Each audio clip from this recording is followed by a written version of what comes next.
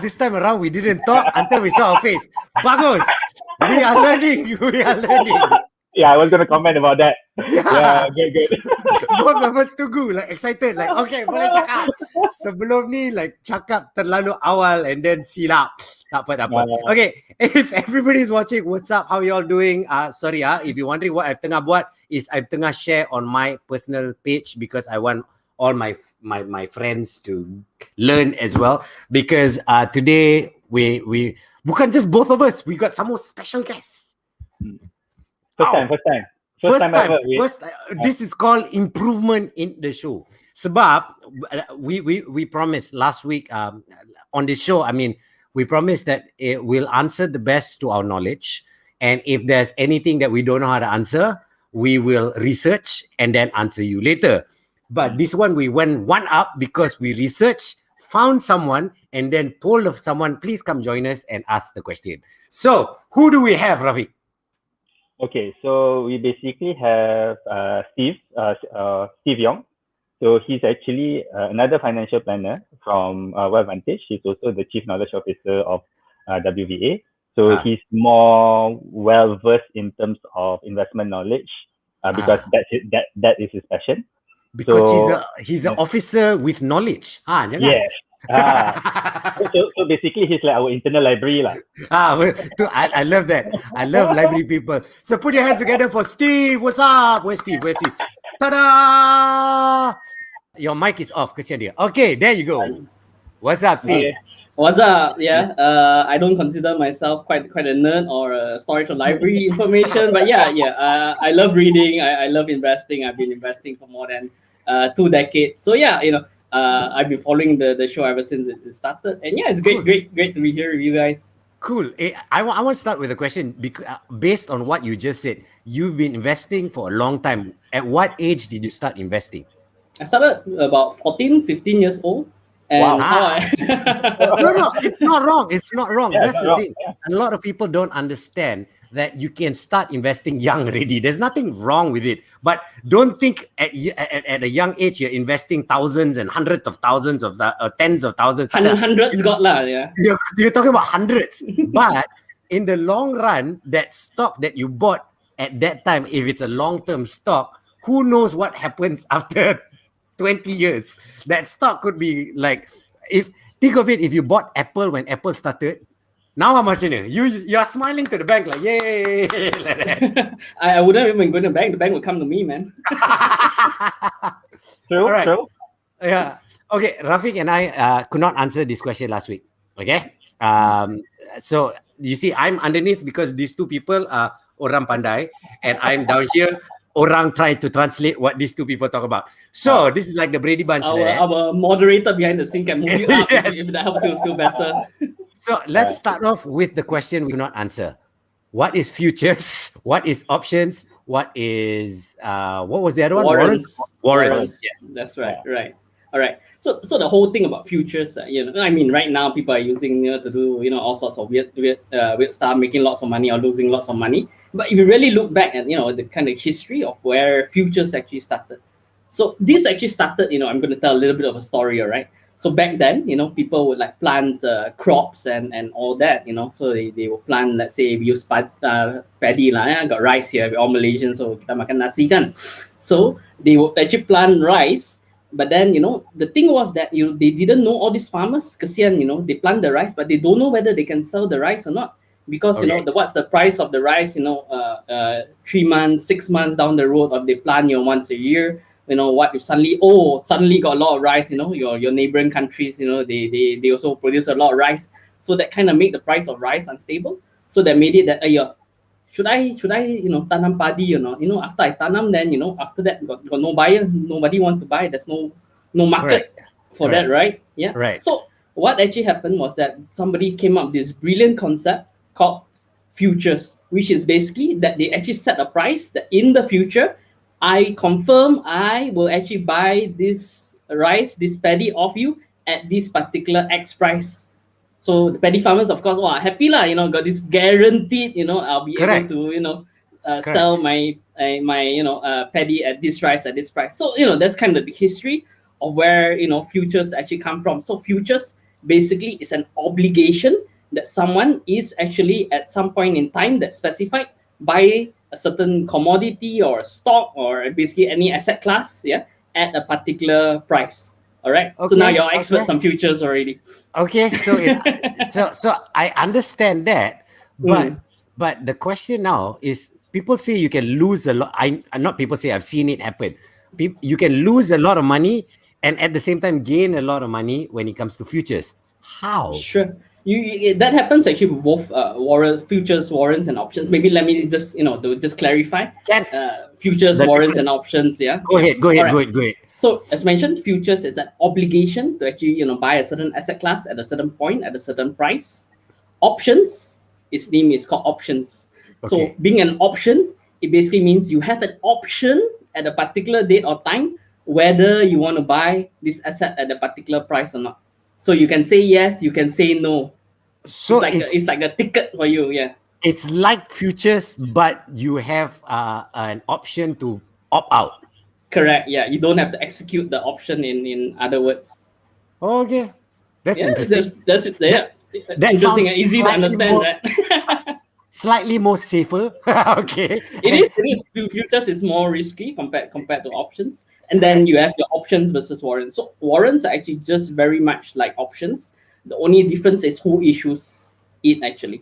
So Oh, okay. options can be issued by any party, while warrants are issued by the company themselves.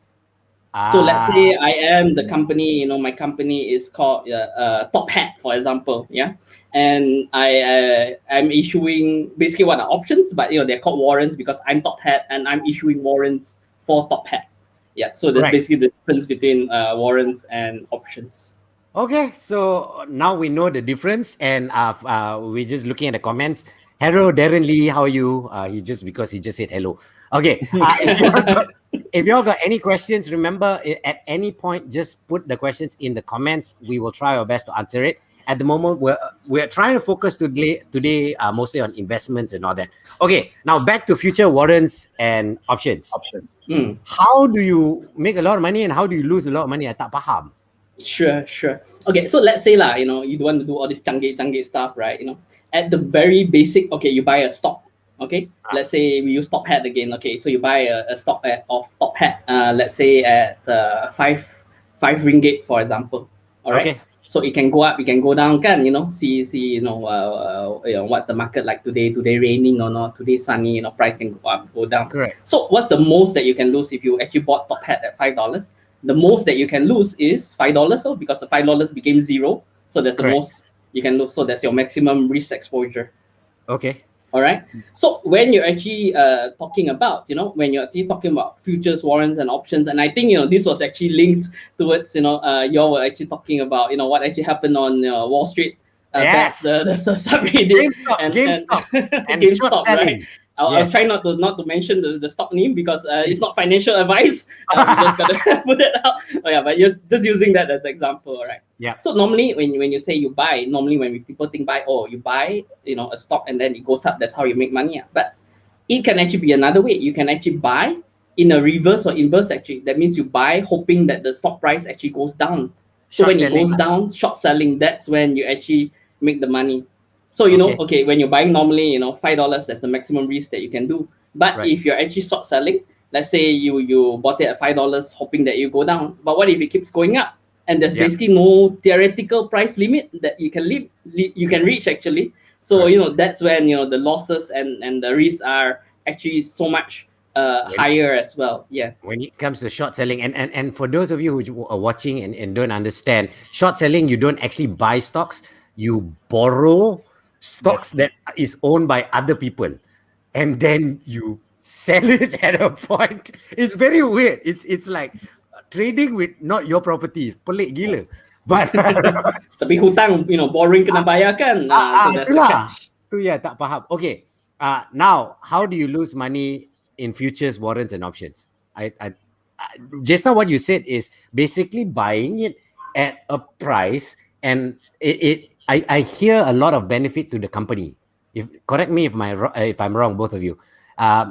Futures and warrants and all sounds very beneficial to the company that owns the stock or is giving up the stocks. You can say that in a way, but as an investor, it can be risky in various forms. Actually, if you want to deep dive, let's say even options, for example, there's various ways to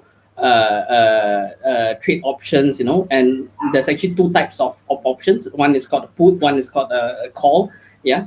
So basically, the whole idea is that let's say you buy an option at a particular price, you would actually have a particular price which you would then execute the option and then make that money. That's an example of a very simple option. Yeah, Right. which is basically called a strike price. So if you hit that price, you make the money. But if you don't, or it goes down to a certain level, then you actually lose that money. And on top of that, with the option isn't free as well. So in order to get that option, you actually need to pay a price Right. for that option as well. Yeah. So there's risk. Ah, Yeah, but there's lots of ways to put it. Someone can tell you options is low risk. It's options are itself in the high risk category, but there's a low risk way of doing it if totally you want to understand. look at that. Yeah. Rafiq, sorry, I am asking so many questions, but I like them. Okay. I'm interested lah. I'm like, okay, No, so far, there's nothing wrong. There's nothing wrong.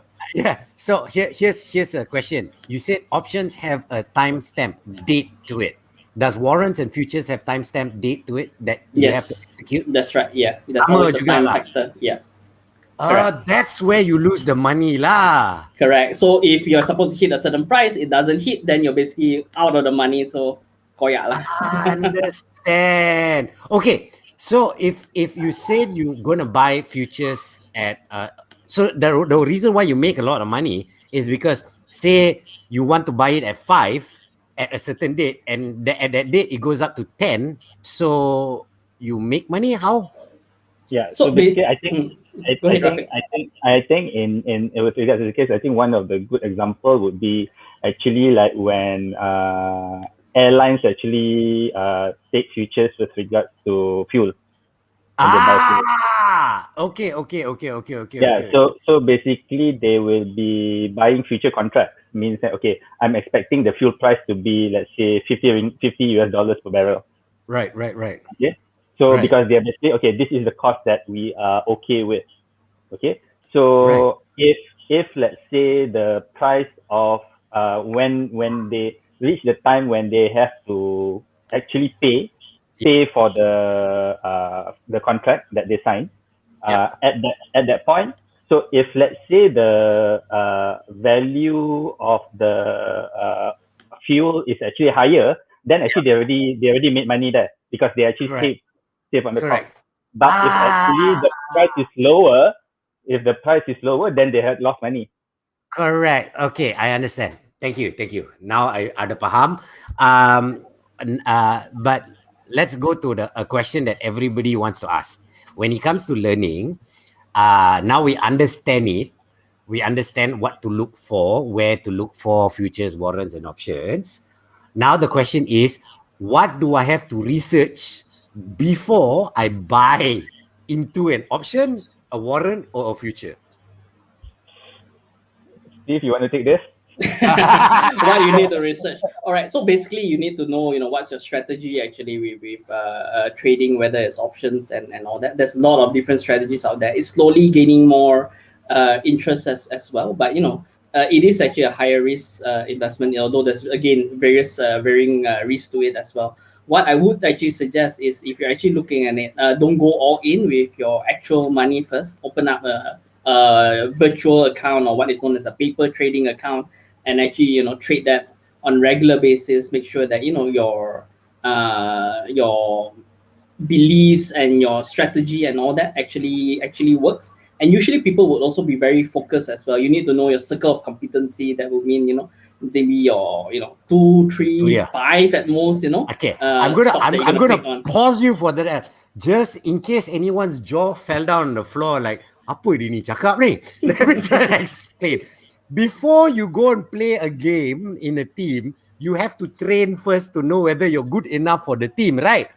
Before you go out and show to people, tada, I'm the best in the game. So you have these places that allow you to train when it comes to stocks. Where? I have not heard of places like this. You just need to go and search, paper trading online, and most actually international brokers, US brokers, and so forth, all have the option to actually trade with virtual money actually. So yeah, you feel the thrill of having $1 million in your account even though it's fake money. Yeah, go for it. Sedih, sedih. Okay, you got any questions, Rafiq? No, none specifically. Okay, I'm going to ask a question. All right. Now, futures and all is good, but that is for advanced players. Agreed. Someone asked me recently, where can I go to learn any questions? Where can I go to learn or get training when it comes to stocks and stuff like that? Is there places to go or material to read or people I can trust, stuff like that? Sure, there's a lot of different materials as well, and I think the first differentiation is whether are you investing or are you trading as well. That makes a whole world of a difference actually. Yeah. And you if you want to delve into that, even for Correct. JJ, looks like you want to say something. Go for it. No, correct. 100%. People don't understand the difference between investor and trader. It's there's actually a big difference. It's not the same thing. Correct. And it's not like you start with, oh, okay, I buy this. This is a short-term trade. I'm gonna get out, but suddenly the trade goes the other way and say, oh, this one has become long-term investment now because the price went down. That one moving the goalpost already. No, this is what they call technique harapan. Yeah, technique harapan. You cannot. Okay, it's when you do stocks, you have to be like a hunter with a rifle. So you aim, you shoot, either you miss or not. You cannot take a shotgun and go. Ada ke? Like that. Tak boleh. That is not stocks. Okay. We've got a question on Insta Story that someone wants you to answer. The question is: if I have 10,000, buy when there is blood on the street now, or DCA? I don't understand what DCA means. DCA means dollar cost averaging. So it's like the standard technique that people say like, okay, so if you have money, just the best way of investing is regularly topping up your investment so that you average out on the cost of your investment. Yeah, okay. Now I understand. I remember that now. Because before this, okay. So the regular pumping in and average out, I totally understand. Yeah. So basically, if I were to summarize this question, it's actually very simple. Is the question the person is asking, should I time the market or should I invest basically technically long term, like basically do small the amounts over a long period of time. A long period of time. Yeah. Okay. So first of all, okay, I would have to say from my point of view. So generally, what I try to do is, because I'm not a trader, I'm an investor. So I never try to time the market. Right. Because like if to be honest, like if like somebody really is expert in terms of timing the market, right? So then you'll be trading on your own. You wouldn't be asking this. You wouldn't be asking this. Asking this question. Yeah, correct. You will be asking this question. So for the normal layperson who has a full-time 9 to 5 job or has a business or whatever, and you do not have the time or the patience to pick up the knowledge in order to trade by yourself, so then DCA should be the way going forward. Okay. So conventional wisdom is, and I would agree, if you're not sure what to do, you're not sure about timing the market, go ahead and dollar cost average. With that being said, if you're going to look at it a little bit more advanced in a way, there's a couple of other things as well. Firstly is, is the entire market on a bull run actually? That means it's going up one way only all the way to the top. And if you're that certain, blood on the streets, meaning that it's really at the all-time low. Of course, no one can predict the all-time low, but if somehow you got some divine inspiration, it's an all-time low, then it might make sense to just go all in at the bottom if it's going to go up one direction. Secondly, is what is 10,000 to you? So if 10,000 is all the investments that you have, you probably not want to put it all in one shot. You just want to spread it out, dollar cost average over time. But if let's say that your total investments is already $1 million, and you want to now put in extra 10,000, it's not going to make a difference whether you dollar cost that 10,000 because it's just so small compared to your entire portfolio. Okay, so there you go. I'm going to ask another question. The crazy part is recently, if you look at the US, Elon Musk is a very scary person because his tweets can turn the market, which is scary. But anyway, It reminds me of another guy who had orange hair, but yeah, let's not go there. it is so scary how he can turn the market just like that. I just now I saw a question pop up and then disappeared. I No, don't it know wasn't a whether. question. I think it was just like somebody saying what DCA was. Thank you. Thank you. Explaining what notes. this is. She's taking notes. Yeah. Thank you very much for taking notes and helping us out on this. Once again, if anybody got questions, any kind of questions, just put it in the comments. We'll try our best to answer them. Okay. Now, when it comes to trader investor, the difference is one guy is going in for the long term, one guy is buy sell, try and make money quick. So that's the difference between trader and investor. Okay, it's investor. Like, different people playing different games, but they're all in the same field. Correct. So the investor is the person who puts into company and looks into things like dividends and stuff like that, and long run returns and stuff like that. But the trader is like short ones. So the question now, if someone just started, and one of the things a lot of traders and people always say, diversify your portfolio. Make sure your portfolio is diversified. That one to some people is French. So they're like, apa kau cakap ni diversify? Do I buy one color yellow, next color red? What do you mean by diversify? Sounds like some financial planners out there. Okay, so this is how I usually answer some of my clients when we talk about diversification, or what you say is French lah. Okay, so simple word is diversify means you don't put all your eggs in one basket. So basically you invest. So you have some money in, let's say, ASB, you have some money in tabung haji, you have some money in stocks, you have some money in cryptocurrency, you have some money in exchange traded funds, you have some money in property. So your total investable assets, duit yang you boleh labur, is put at different places. And the main reason why you do that is because you want to reduce the overall risk that your portfolio takes with regards to the respective market, because each investment has its own inherent risk. Yes, correct. Yeah. So even like stock, okay, so there's times stock booms, but there's time when it will be a bear market, right? Yes. So then you won't be making money. I pause you for a while, just for people who are just watching and don't understand stocks. When they say the market is bearish, it's not a good thing. It's not like, whoa, it sounds like ganas. It's not. Bullish is the one that you're looking for. Bull, and somehow this year is the year of the bull for Chinese New Year. So bull is the one you like, bear you don't like. Okay, continue. Sorry. Okay, so diversified portfolio means you have investments in all those different places. Okay, you have investments in all different places.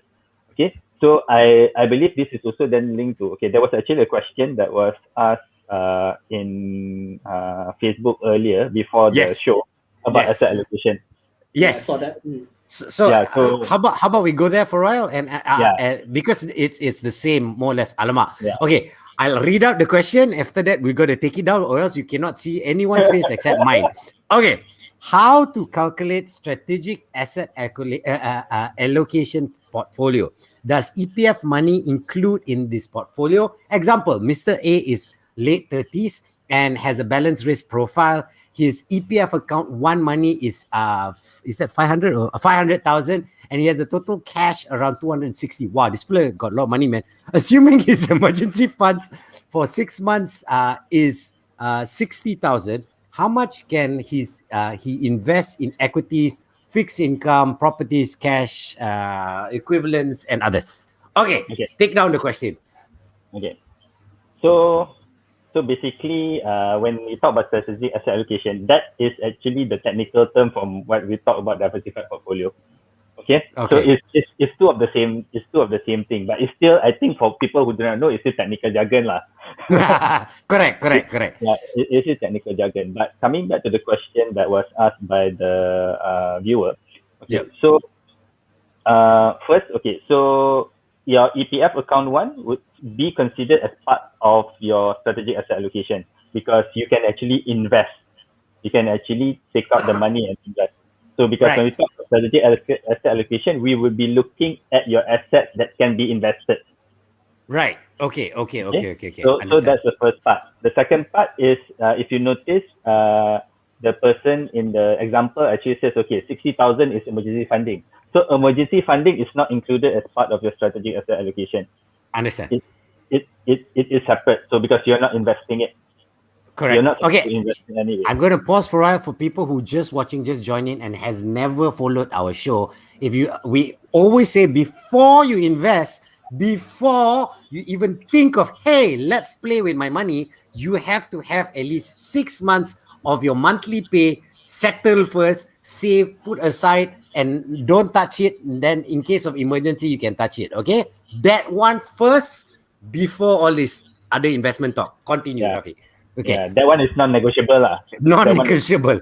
Non-negotiable. Okay, so coming back. So basically the person in the example has 500,000 in EPF account 1 and basically 200,000 cash that he can invest. So Mr. A has about 700,000 that can be allocated strategically. So means how to create the diversified portfolio.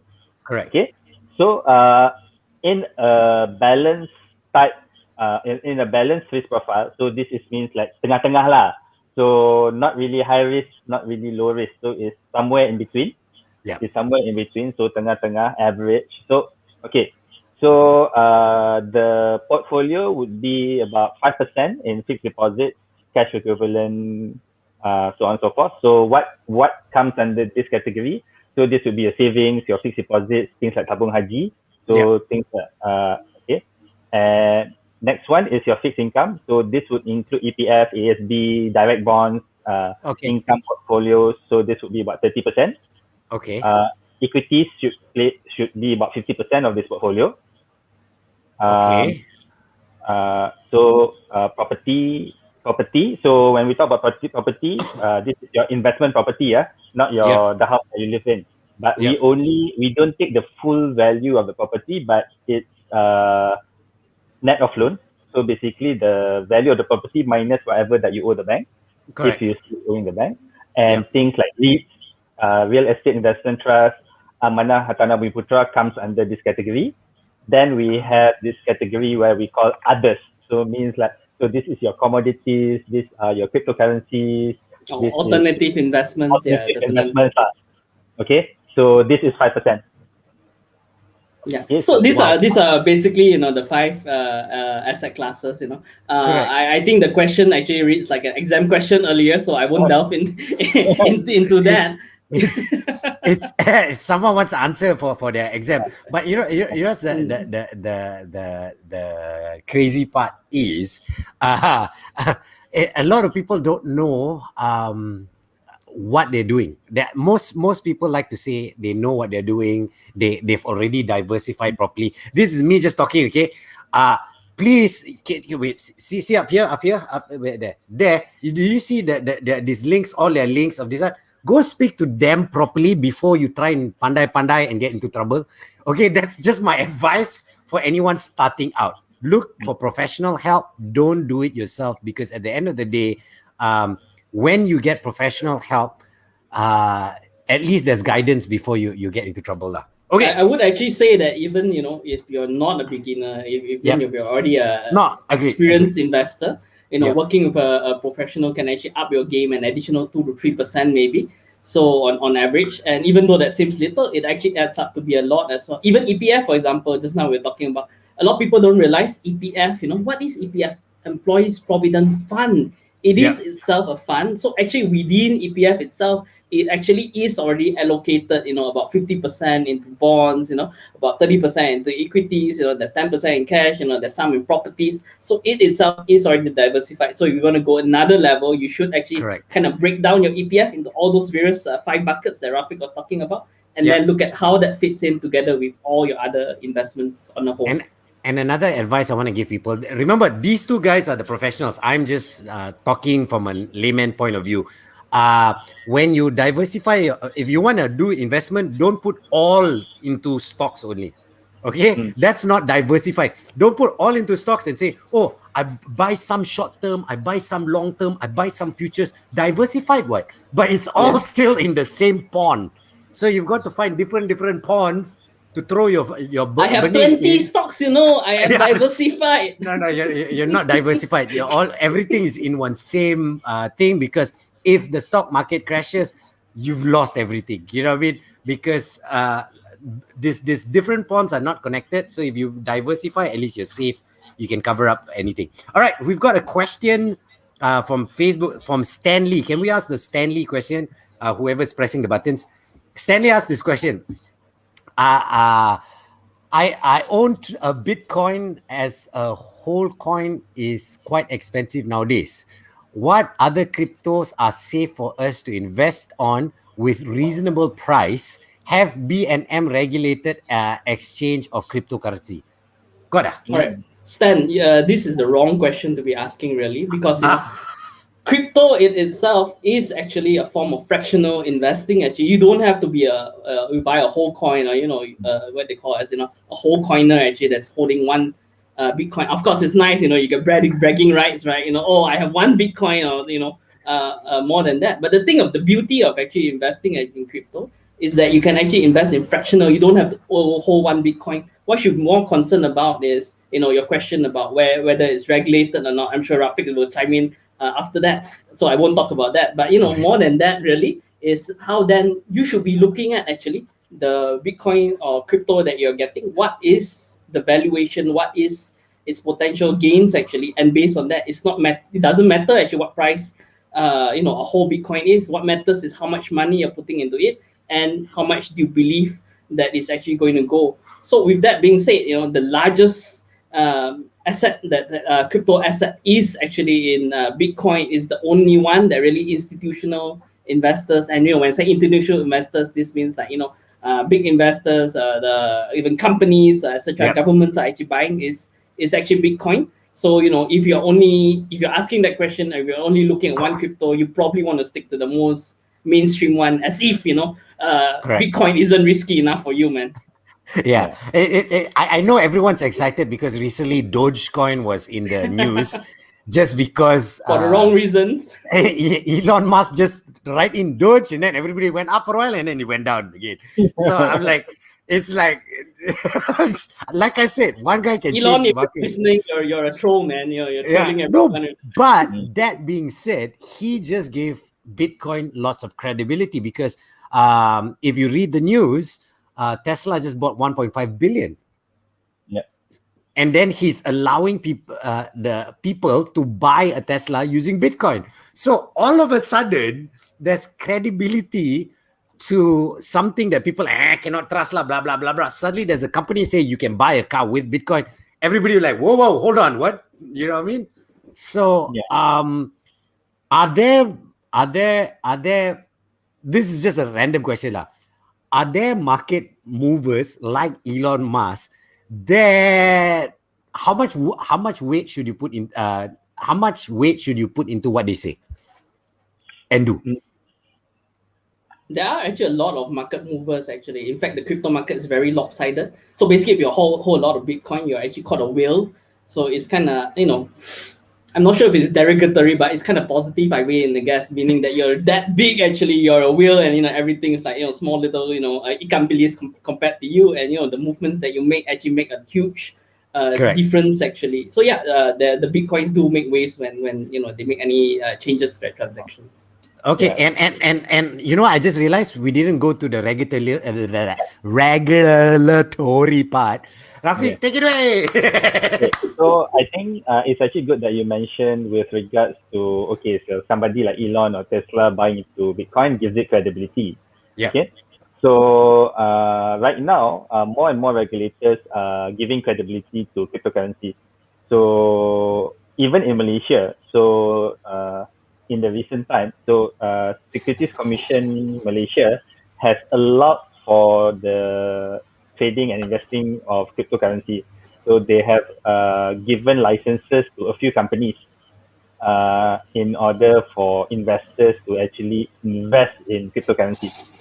Okay, so that in itself has given credibility. So what this means is that SC, as the regulator for the investment side, has acknowledged that cryptocurrencies is a legit asset class. Okay. Okay, so means that you can buy it, you can sell it, you can trade it. Okay, so Yeah. that's the first part. However, in Malaysia, we have two main regulators. Right. Okay, the other regulator is actually Bank Negara Malaysia. So this Okay. is actually with regards to whether we can actually use cryptocurrency as a legal tender. Yeah, So the that's the second part, question. the second part of your point just now, like whether we can buy or sell stuff in Asia using crypto.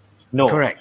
Bank No. Negara hasn't given any approval, as far as I know, to allow anyone that holds crypto to actually go to a kedai kereta. Okay, I want to buy a S class. Buy your laksa, buy your Hokkien Mee, buy your car, semua tak boleh. With Tak boleh. cryptocurrency. With cryptocurrency tak boleh. Right. So that is the situation in Malaysia right now. So if you want, you can actually invest in cryptocurrencies, and that is legal. That is legal. Second, Okay.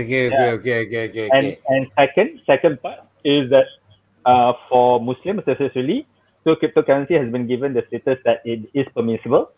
So Okay. you can actually invest and trade in it. So it's actually Sharia compliant. All right. Okay. That's a very important thing. Yeah. Oh. So that's with the regulatory standpoint lah. All right. Okay. That's interesting. Oh, I forgot. This one we're going back to something we since we spoke about investment earlier.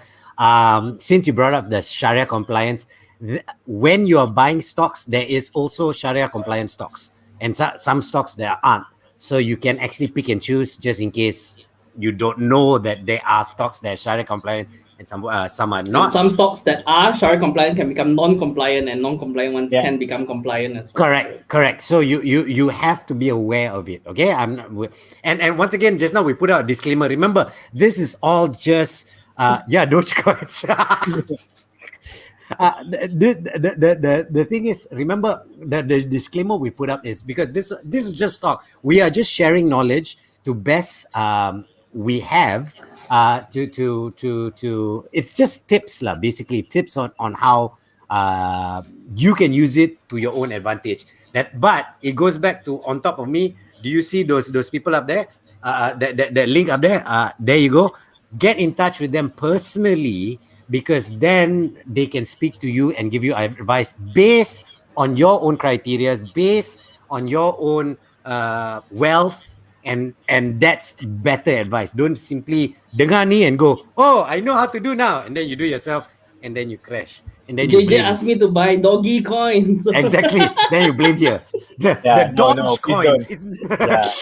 Please don't. So whatever that we are sharing in this session, in previous sessions and everything, general knowledge. Yeah. So nothing that we're saying actually can be considered advice, because it's not based on actual situation. We're not saying, okay, you should do this, you should do that. Whatever it is, you need to look into your own financial situation. Right. Okay? And then how is that relevant to you if you decide to do it on your own? So we welcome questions. Go ahead and hit us with questions, but yeah, Correct. This should be general questions. Not this I've got questions for Steven. Steve, do you need to leave or not? Wow, it's 9:10. All right, I'm gonna take maybe one last question. One last question. Okay, we've got one question in the comments. Someone just put up Wong Wai Seng Victor. The question is, I do not keep a 6 months emergency fund on hand, though I have access to funds within a couple of days, as I am debt free with only credit card bills, which I clear every month. Would my situation be considered still okay? You want to take that first? Because you did say that this is your last question. Yeah. So I guess my question back to you, Victor, would be, if in the case then that you, because you don't have that funds, you probably have access to, we mentioned credit cards, so you might be thinking, and some people do as well, thinking, oh, I have my credit cards there as a backup, right? Maybe my What? credit card as a, some people do really. So then the Really? question to you is, if you suddenly require, there's an emergency that actually occurs, would you go into that? And how bad that situation would be if you're actually forced to use your credit card. And don't forget, because you don't have actually emergency savings, which would mean that you can't actually pay off that credit card debt, and you're going to be paying 15-18% interest on your credit card. Are you Correct. okay with that? And if you can answer that, that's kind of the answer to your question, really. Yeah. So and yeah. So additional points with regards to, okay. Cash So funds. your funds are cash. So means that you are investing the funds. So when you do investments, so investments comes with their own risk. So if let's say during the time that you get into certain emergencies and your investments are not doing well, so which means you actually have then to take a hit on the funds because you still need to access it anyway. Correct. So that is the reason why we generally advise to have 6 months in a place where it gives you some return but not that high. But if you had crafted your portfolio asset allocation properly, this should not make a big dent out of your overall portfolio return. And just jumping into Victor as well, because he mentioned cash funds, right? So if, for example, your cash funds are actually liquid, conservative, you can get it, within a matter of days, then basically that's as good as cash. So in that case, yeah, you could actually view that as, part of your cash savings as well. Some people even use actually, if you have a flexible home loan, for example, where you can put in and take out money, really easily. Yeah, you can actually use that as part of your cash funds. But even without that, it takes a few days. So I would suggest that for most people, you keep at least 1 to 3 months into something that's really liquid, and there's nothing as liquid itself as cold hard cash itself. Yeah. And with that, I'm gonna bounce. And yeah, Okay. thanks for having me, Okay. guys. Thank See you. you. See you. Thanks, Steve. But you guys keep on asking. Oh, suddenly my face bigger. Keep on asking questions. We'll try our best to answer as much as you can. This one is we're going back to the cash funds and savings and all that. When you call when we talk about 6 months, why the reason? This is coming from my own experience. I'm not like Rafiq or Steven. This is coming from my own experience. When I lost my job, I had enough savings to prolong time before something picks up. Remember, when you lose income, you just need to buy time so that things pick up again. That's basically what your 6 month savings is for. So life continues as you find new ways to getting income, and then you can continue with investing and all that. So that's why you need that 6 months. Nothing to do with anything else but for your own safety. That's all. That's basically it. Yeah. So I think I can't remember, I did share it in the last session or the session before this. I had clients who lost their jobs, who lost their income because of MCO. Okay. So the fact that they had sufficient emergency savings actually then let them be not desperate when they're looking for new jobs. Correct. And then because of that, so they weren't like when offers were coming in and they were that people were basically, okay, you lost your job, so you don't have an option, blah blah blah. So they didn't have to bow into the pressure. Yeah. So because they had that emergency funding, they know how long they could last before they then start becoming desperate. Correct. Because that being said, if you lose your job and then if you've got things to sell, you won't sell it at the price that you really want. You've got to sell it at whoever is willing to buy it at their price. So it becomes the buyer's market, not the sellers. And you tend to be in the losing end. So therefore, it's dangerous. Okay, we've got a question from Ezra. Oh, the 6 months emergency fund should be easy access. Is that correct? Yes, 100%. Betul. Yeah. Straight. We've got a question from Ezra Ng. How do I calculate? What is that? Intrinsic value of a intrinsic value of a stock. Wow, you gotta ask this when Steve left lah. What are you, Ezra? Come in earlier and ask lah. Yeah. I think first we need to answer so that everybody knows what is What intrinsic intrinsic value. value? Yeah. Okay. Go ahead. What's the intrinsic value? Okay. So intrinsic value is what is the actual value of the stock. So when you see the stock prices in the market, so those are prices that are moving because people are buying or selling it, things like that, and part of it is also speculative. So there's like a premium on top of the actual value of the stock. Yep. Okay. We can use the example of GameStop where the price was supposed to be low, but Yeah. because suddenly a lot of people bought, it went up to 450. Yeah. But So I think the actual price of GameStop was $4. like very low. Like Yeah, I think it was $4 if I'm not mistaken. And then went up to I can't remember. I'm Yeah. not sure like 4 or 10 or 15, something like that. something like that. Yeah, that's why it's Yeah. very low, but it went up to 450.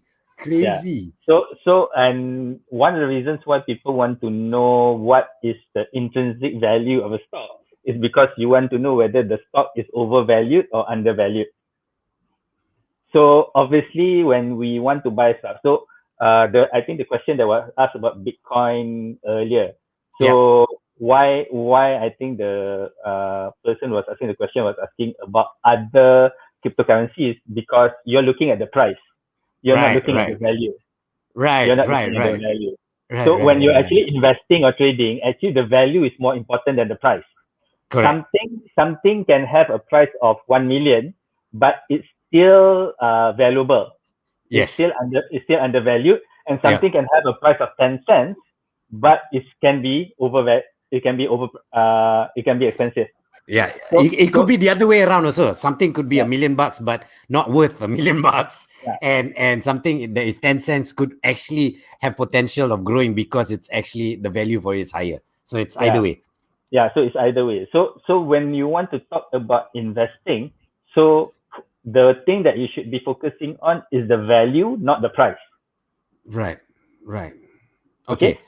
So when you talk about value, so you're talking about valuation of the company. How do you do that? So you're talking about valuation of a company. So there are different methods that people use to value company. Okay. So first is one is you basically can just use the net book value. So this is basically the total asset. What is the net tangible asset of a company? Right. So basically all your assets minus all your liabilities. So what how much money lah? Yeah, okay. And that one can be found at their annual report, right? Yes. End of the year annual reports. So actually, most of the things that you actually use to do to calculate the value of the company is actually available in their annual report. Right. Okay. And annual reports are available if the stock is listed. You can find it because they're supposed to put it up. Yeah. Okay. So that is the simplest way. So basically, you just say, okay, this is the total assets. This is the total. So then this is the value, the net tangible asset or the basic value, like the book value of the company. Okay. So, but one that people mostly use when they want to look for the price of a company is what they call the PE ratio. So the price to earnings ratio. Right. So they look into what is the profit of the company over. So then you identify, okay, then what would be the price per share based on that. So then you compare it against the actual price that is in the market. So this information is also available in the annual report. Right. But this information also available with people who do this for a living. So if you go speak to them, you pay them a small fee, and then they'll do it for you. Sorry, I know everybody wants to do it themselves, but it's like I know you can learn how to fix your car on YouTube, but someone already learned how to do it. Pay them lah, the small money, and biarlah dia orang mendapat kerja. Korang ni, but anyway, I digress. So basically the long answer about the intrinsic value. So it actually depends on what method of valuation you want to choose to use lah. So but the PE, the price to earnings ratio, is actually the one that most people do use in order to calculate what is the intrinsic value. Today got a lot of questions. Another one from Victor, who's got a question. I guess the other option is I rely on my wife's income. When we spoke about, but just now, I guess my other option, right? Wife income, tech bubble. I also have gone through a tech bubble burst, global financial crisis. Wow. Your wife must really love you when you're risking the family money. That's all I can say. Okay. He also asked any views on equity crowdfunding. Okay, so when I was talking about the Before you answer, remember whatever we're saying is it's not advice. It's not advice, it's tips and our opinions. So it's an opinion and tips, not advice. Got it? Advice, go up here, wait, here, go speak to them personally, and then you get advice. Okay, go ahead. Continue. Okay. So first, I think we have to explain what equity crowdfunding is. Yes, correct. before we go into detail. Okay. Yep. So basically, equity crowdfunding is a way that people raise funds to allow company, generally smaller enterprises lah, to obtain capital. So capital ni modal lah to dapat duit untuk they can then run their business, so expand their businesses. Yeah. Okay. So that is what equity crowdfunding is. Okay. So before platforms, before this thing was properly regulated by the regulators, people were doing it anyway. Right. People were doing anyway through brokers, through friends, through ni. So they said, okay. One example is like when Mark Zuckerberg was trying to start up Facebook. So he had a few friends that he like kumpul together and say, okay, I want to do this, blah blah blah. So only a few people then like gave him the support. Correct. Same thing with Jack Ma when he wanted to start Alibaba. Correct. So these stories are well known because the founders actually share all of this. So because people then opt for this is because it doesn't come with, like, say, repayment, so like commitments. So you can take funding from a bank, so you can pinjam. But then the bank said, okay, monthly. The bank said you have to pay monthly, and that's fixed interest. The cost of interest might be lower than whatever that you're sharing through the equity crowdfunding with whoever that funds you. But with the equity crowdfunding, you don't have to worry about the commitment of paying monthly. Right. Because you're talking about profit sharing. But okay, so that is the basics of equity crowdfunding. Okay, so what is it? So, but the thing is, with equity crowdfunding, so you need to understand.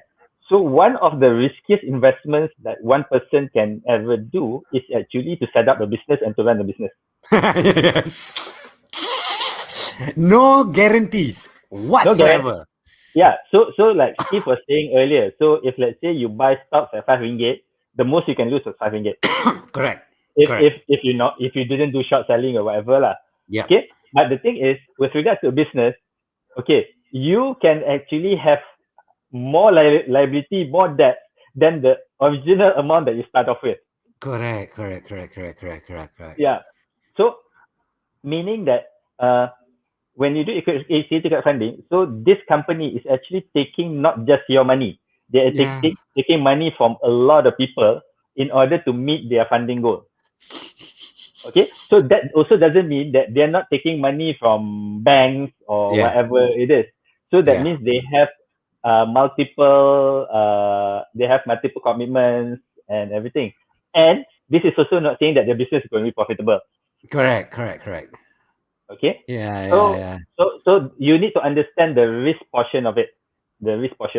Okay. Yeah. So, but then coming back to what is currently happening in Malaysia, at least, so equity crowdfunding has been at least regulated. Has been regulated. So there are actually regulated platforms that you can go out, do your research, and invest. So what these people do for a fee. So they get a fee from the investor side, they get the fee from the company side. Correct. So then they do the matching. So basically, okay, let's say company ABC, okay, I want to create this product, okay, so I'm willing to put aside, let's say, X% of shares of my company, blah blah blah, and this is the term sheet. So basically, how much I'm willing to give in terms of ni. So but then the platform would then do the due diligence on this company.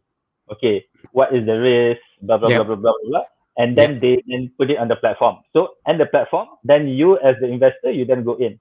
Okay, Yes. you go through the summaries of all the term sheets, then you decide, okay, I'm gonna put X ringgit here, I'm gonna put X ringgit there, I'm gonna put X ringgit. So you create a portfolio of equity crowdfunding. Yep. Yep. So multiple companies that you fund, with understanding that some of these investments that you do Correct. will go bust.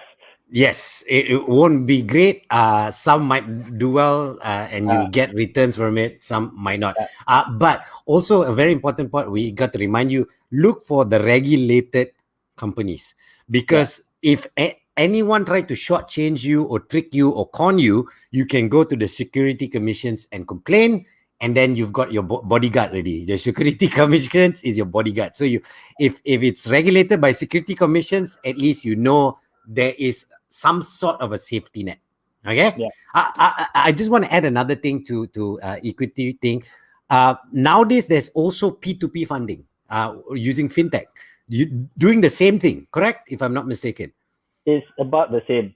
Yeah, but you don't get back assets. You just get interest to how Yes. much you put in. So you should identify what you want also in return. If you want tangible stocks or items and stuff like that, then you can invest and return that. But there's also now options like P2P crowdfundings, fintechs, where you can these companies go to this fintech and say, I need this X amount of money. You go in there, and these companies will do their due diligence, telling you the risk of this, whether they pay back or not that, and then you decide how much you want to put in here, there, and everywhere.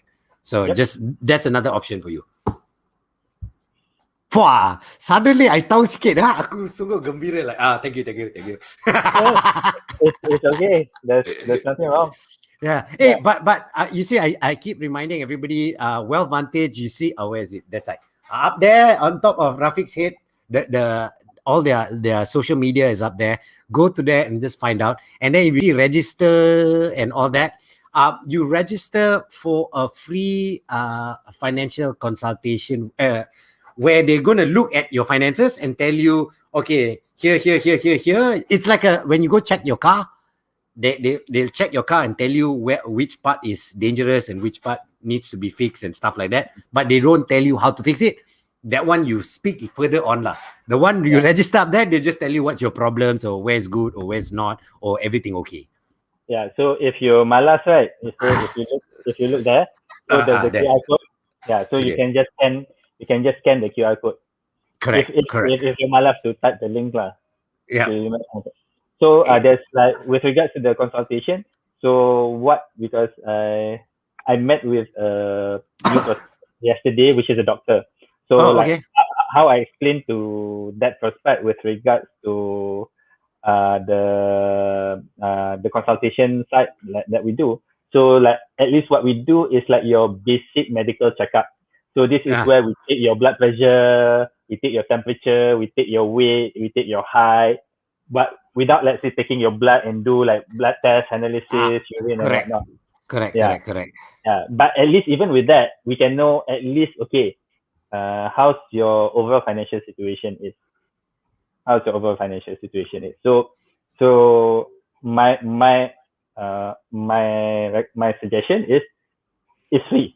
There's no commitment anyway after you do it. So why not? At least you will get something out of it, and then you decide what you want to do moving forward. It's your money, and it's your money anyway. Yeah. So guys, I really advise. This is just my personal thing lah. And if you don't know the history of how I met this guy, is because I messed with this guy because I messed up big time, and I'm still paying for my stupidity right now. And you're talking about how much am I paying for my stupidity? I'm paying close to 100,000 for an apartment I don't own anymore to a bank. Think about that. You know how crazy that is. But technically, just let me. So actually, that's not the whole price of a mistake. yeah, I know it's not the whole price of Because it. the whole price of mistake is actually also all the savings that you lost. Correct, because I was That's at already 100,000. yeah, because I used my savings to try and last it as long as it could, and but anyway, that's a old story. But it's best to go find out, because you would want to go to people who really knows the game and can actually advise you the best. I'm not trying to look down on anybody, but you have to look at all the options you have for you. And if you speak to a licensed financial planner, they can actually give you the best options based on what you want in the future. It's not like everybody somewhere, if you go in and say, I want this in the future, this is your option. I want this in the future, this is your option. It changes. It's not like one mold fit all. So everybody should know that. And I want to say thank you everybody for asking all your questions. It made a lot of sense. Ouch, poor JJ. Yes, thanks, Victor. I'm still feeling the ouch until today, but that's life, man. We live and learn. Thank you everybody for all the questions. You guys have been amazing. Today I didn't have to ask all my questions, Ani. You guys asked all the questions and made Steven stay 15 minutes longer than he wanted to stay. but once again, remember we do this every other Friday. So if you're watching this right now and you're like, I missed out on a question, I want to ask a question, you can actually just continue underneath. If we'll look at it and we'll try and answer it the next show we have. Yes, okay? we do. Yeah. So like this week. So there was a question that was asked last week, which we didn't answer. So then that's the reason why we had Steve coming in to help answer the question. Because I think part of what we're doing here is we're actually trying to give a platform for people to ask any financial questions that you might have. Because one thing that one of the main reasons why I started going into this line. So if those that know me or knows my background, I'm actually an engineer by training. Engineers are amazing. Okay, I'm also an engineer, but continue. So I'm an engineer. Which then engineer pun went to management consultant. So then even then pun I then moved into financial services, financial planning. Okay, so but one of the main reasons why I went down this path is that I had the realization that actually financial knowledge or financial literacy among Malaysians are very, very low. Very low, yes. So it's like this. So I usually like to use the medical analogy because people understand it better. If kita sakit, kita go pharmacy buy ubat, atau kita pergi klinik atau pergi hospital depending on the severity of the sakit. Okay. So if it's something that it's like demam, is pening kepala, demam, everything. So we buy. Sometimes we do ourselves. We buy the ubat. So if let's say it's something we already buy the ubat, it doesn't work. So then we go to clinic. So then if let's say the clinic doesn't work, then we go to hospital. Okay. But with regards to personal finances, before this, like people, I have issues. So before this, where do I go? Yeah, correct. You don't know. And where's my pharmacy? Where's my clinic? Where's my hospital? And the worst thing is when you bodoh sombong. And another thing I like to say is most of the time fear is high when you have lack of knowledge. When you have more knowledge, you fear less. That's why you don't pick up the phone when the bank call you. I'm just saying because you tak ada knowledge. Okay, we've got one last question. I think you missed my question. TVOM to value company. How effective is it and its uses? Tupac. Sorry. Sorry, I saw Tupac. I got excited. What's TVOM? Time value of money. Oh, okay. All these short forms I tak faham.